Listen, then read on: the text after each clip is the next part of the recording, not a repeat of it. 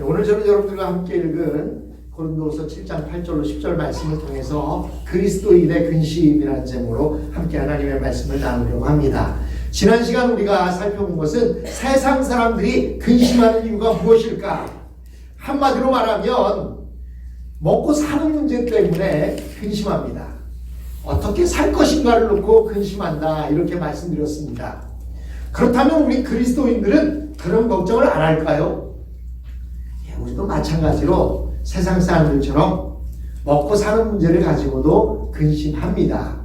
그런데 문제는 예수 믿는 사람들은 그러면 세상 사람보다 근심을 덜 할까요? 그렇지 않습니다. 세상 사람들이 근심을 10개를 한다면 우리 그리스도인들은 플러스 알파를 근심합니다. 왜냐하면 우리는 죄의 문제를 가지고 근심하기 때문입니다. 세상 사람들은 자기들의 먹고 사는 문제를 가지고 근심합니다. 그러나 우리 믿는 자들은 먹고 사는 문제만이 아니라 거기에 플러스 알파로 내가 정말로 하나님 뜻대로 살아가고 있는가? 왜 하나님 말씀대로 살려고 하는데 하나님 말씀대로 사라지지 않는 것일까? 왜 죄를 짓지 않고 살고 싶은데 죄악 속에 허덕이고 살고 있는가? 라고 하는 근심을 더 한다는 사실입니다. 여러분, 믿지 않는 사람들은요, 카시노에 가서도 자유롭게 베팅을 하기도 하고 땡기기도 하고 블랙잭을 하기도 하고 뭐 이것저것 하면서 아무런 근심 없이 즐깁니다. 근데 여러분, 예수 믿는 사람들은 어때요? 그곳에 가면서 밥 먹으러 가서도요, 그 식당이 좋지 않습니까? 카시노 식당이 좋아서 밥 먹으러 가서도 혹시나 아는 사람이 나를 쳐다보지는 않을까 둘레둘레 하면서 밥을 먹습니다. 뿐만 아니라 카시노에 앉아서 조금 한 10불, 20불짜리 좀 심심풀을 당기고 싶은데 당기면서도 마음이 편치가 않아요. 혹시 누가 내가 이런 모습을 보면 뭐라고 소문나진 않을까? 예수 믿는 사람들이 저렇게 노름한다고 소문은 내지는 않을까? 라고 하는 여러 가지 근심들이 있어요. 그래서 놀러가서 놀지 못하고 세상 사람들은 놀러가서 실컷 즐기고 오는데 돈을 땄든 잃었든 기분 좋게 오는데 믿는 사람들은 가서 돈을 따도 걱정, 잃어도 걱정, 집에 와서도 혹시나 누가 나를 보고 소문은 내지는 않았을까? 이런 염려와 걱정을 하는 우리의 모습을 볼 수가 있습니다. 다시 말해서 우리 그리스도인들이라고 해서 세상 사람들이 하는 근심을 하지 않는 것이 아니라는 것입니다.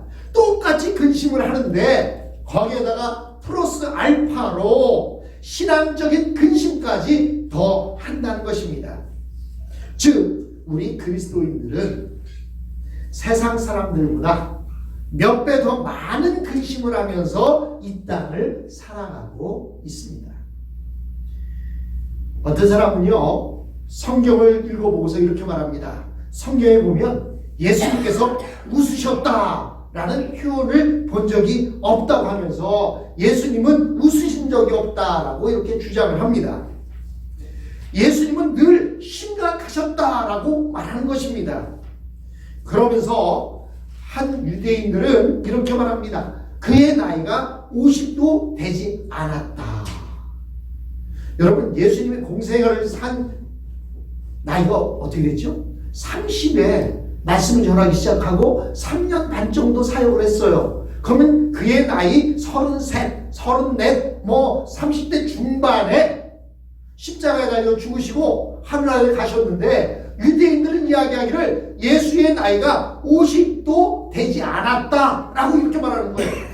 여러분, 30대 중반인 사람을 보고 그의 나이 40도 되지 않았다 이러면 그래, 대충 이해가 됩니다. 근데 50도 되지 않았다라고 말하는 것은 어떤 이유가 있느냐? 나이보다 어떻게 보였다고요? 그의 실제 나이보다 더 나이가 많아 보였다, 늙어 보였다, 이런 이야기를 하고 있는 거예요. 왜 늙어 보였느냐? 그는 심각한 이야기를 많이 하고 근심에 쌓여 있었기 때문에 밟지 못하고, 그래서 그의 나이가 50도 되지 않았다, 늙어 보였다 라고 이렇게 표현을 합니다. 그러나 성경에 보면 예수님이 기뻐하셨다라는 표현이 아주 많이 나옵니다. 기뻐하셨다는 것은 웃으셨다라고 하는 의미의 다른 표현일 것입니다. 우리 그리스도인이 이 세상 사람들보다 훨씬 더 심각하고 진지한 것은 사실입니다. 특히 우리가 보고 있는 고린도후서는 바울이 많은 근심 가운데 보낸 편지입니다. 우리 그리스도인의 근심은 그렇다면 어디서 비롯된 것입니까? 사도 바울은 고린도 교인들에게 어떤 문제에 대해 아주 권위적이면서도 책망이 담긴 편지를 보낸 적이 있는 것 같습니다. 그 편지는 고린도 교인들의 마음을 크게 해칠 수 있는 그런 것이었는데 그들로 하여금 크게 근심하게 할 만한 그런 내용이 그 편지에 들어 있었던 것입니다. 바울은 그 편지를 보낸 후에 마음속으로 크게 후회했던 것 같습니다. 그 편지가 고린도 교인들의 마음을 아프게 할 것이고 또 자기 자신도 고린도 교인들과의 관계를 크게 해칠 수 있기 때문이었습니다. 여러분, 멀리 사는 자녀가 혹시 부모의 마음에 들지 않는 어떤 행동이나 어떤 일을 했을 때 부모가 고민하다가 편지를 씁니다. 요즘 같으면 뭐 전화도 잘 있고 카톡도 있고 메신저도 있고 해서 그것을 써서 보내기도 하지만 그러나 옛날에는 정성스럽게 손글씨를 써서 편지를 보내면 전화보다도 카톡보다도 메신저보다도 그 편지가 주는 영향력은 대단히 큽니다. 그 편지에 씁니다. 사랑하는 아들에게 편지를 쓰면서 그가 들으면 마음 아파할 이야기를 그것에 강한 어조로 편지를 씁니다. 그리고는 그 편지를 붙여놓고 나서는 조바심이 생깁니다. 우리 아들이 혹시나 내 마음을 이해하지 못하고 그 편지를 읽고서 더 자신의 마음을 해치거나 아버지와 아들 간의 관계가 그것으로 인하여 깨지거나 상처를 입진 않을까 하고 이걸 보낸 것이 잘한 것일까 잘못한 것일까 두려움 가운데 있습니다. 그런데 편지를 받은 사람은 어떨까요? 편지를 받은 아들도 그 편지를 받고는 몹시 기분이 상할 수도 있습니다. 그래서 어떤 자식은 기분만 상한 것이 아니라 아버지와 의의를 끊겠다고 연락도 하지 않고 몇 해 동안 한 번도 연락하지 않고 살아가는 사람도 있습니다. 그러나 어떤 아들은 그 편지로 인해 마음이 아팠지만 그 편지를 받고 고민하면서 생각을 해보니까 우리 아버지가 날 사랑해서 이런 편지를 보내셨구나. 그렇다면 내가 아버지의 생각에 맞추어서 변해야지. 내가 그릇된 행동을 하고 있었구나 라고 변한다면 이 아버지는 그 편지를 보내놓고 많은 후회를 했지만 결국에는 그래도 내가 편지를 보내기를 잘했다. 바로 지금 이 말씀이 그 이야기예요. 바울이 고린도 교회를 세우고 고린도 교회에서 잘 동의되고 있었는데 문제가 생겼다는 이야기를 듣고 편지를 보냈습니다. 그게 고린도전서입니다. 고린도전서 편지를 보낼 때에는 그들을 책망하는 내용 가운데 이런 내용이 나와요. 어떤 한 아들이 자기 아버지의 아내와 함께 살고 있다. 아마도 스텝마더였던 것 같아요. 그 이야기를 듣고 몹시 놀랐습니다. 그래서 책망의 편지를 썼어요. 그것이 고린도전서입니다. 그런데 고린도후서는 고린도전서보다 더 강한 어조로 지금 이야기를 하고 있다는 겁니다. 만약에 내가 전에 보낸 것이 내가 너무 심한 말로 마음 아프게 했다면 미안하다 하고 고린도전서를 이야기한다면 이해가 되는데 근데 고린도후서가 더 심각한 말로 편지를 보내고 있으면서 전에 보낸 편지로 마음 아프게 한 것이 미안하다 이렇게 이야기한다는 것은 어폐가 있어요. 즉 이 내용을 통해서 알 수 있는 것은 고린도전서와 고린도후서 사이에 또 다른 편지가 있었을 것이다 라고 신학자들은 이야기를 합니다. 그 또 다른 편지가 어떻게 보면 고린도후서에 여러 편이 나뉘어서 적혀 있을 수도 있고 아니면 그 편지가 어떤 내용이었는지 주고받은 사람밖에 몰라서 그 내용이 뭔지는 모르지만, 그러나 고린도후서를 통해서 볼 수 있는 것은 고린도 전서만이 아닌 또 다른 편지로 고린도 교회에 편지를 했었다는 사실을 우리가 대충 짐작할 수 있습니다. 그런데 그 내용이 어떤 것인지 우리는 잘 모릅니다. 다만 12절에 보면 이런 말씀이 나옵니다. 불의를 행하는 자라는 말이 나오고, 또한 이어서 불의를 당한 자라는 말이 나온 것을 보면 어떤 구체적인 내용이 고린도 교회 안에서 있었던 것입니다. 그래서 어떤 그 교인 가운데 한 사람은 불의를 행하는 자였고, 또 다른 사람은 그 불의를 행함으로 인해서 그것에 당한 자가 있었음을 우리는 알 수가 있습니다. 그런데 많은 사람들은 다른 그 내용이 뭔지 모르니까 혹시 이 내용이 고린도 전서에 나오는 아버지의 아내와 산 자녀에 대한, 아들에 대한 이야기가 아닐까라고 추론을 하고 있을 뿐입니다. 사실 이 고린도 교회와 바울 선생님 사이에 주고받은 편지 중에서도 그 편지를 한 사람이 그 편지만 가지고 있다고 한다면 그 구체적인 내용을 알 수가 없어요. 그래서 사실 우리가 어떤 일을 판단할 때에는 그 사건을 일으킨 사람과 또 사건의 당사자들을 함께 모아놓고 두 사람의 이야기를 다 들어봐야 대충 짐작이 가능한데, 지금 이 편지는 바울 선생님이 보낸 편지만을 가지고 있기 때문에 짐작하기가 쉽지 않습니다. 단지 바울이 고린도 교회의 어떤 잘못에 대해서 그를 스스로 해결하도록 놔두지 않고 바울 선생님이 적극적으로 개입하고 지시함으로써 그들의 마음을 상하게 하리라는 것, 그것이 바로 바울 선생님이 근심한 내용이었다라고 성경은 말하고 있는 것입니다.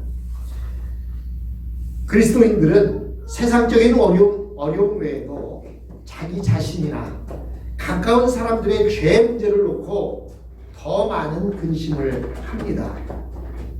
여기에서 두 가지 종류의 근심이 나오게 됩니다. 하나는 이 세상에서 먹고 사는 것을 위한 근심, 즉 모든 일이 자기 뜻대로 되지 않기 때문에 생기는 근심입니다.